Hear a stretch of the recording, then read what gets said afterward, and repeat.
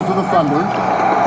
You know, James Harden last year won the NBA Sixth Man of the Year. Hot dogs Probably could have taken for most improved. Dogs and fries. So breakout year. Yeah, wanted to get on the 2K. Well, and really fulfilled his promise as the third star talent on this Thunder team.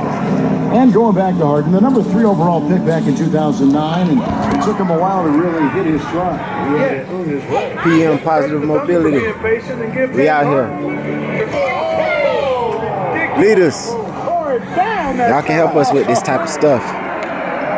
Pretty significant laps there on the straight out of our own pocket. Those are the ones we doing this just because it's needed in our communities. We need it in our communities. We need this in our communities. Let's come together. Okay, bro. Let's come together. And let's do this for our community. He's able to play Y'all keep it positive. the rim, but the execution really got him that.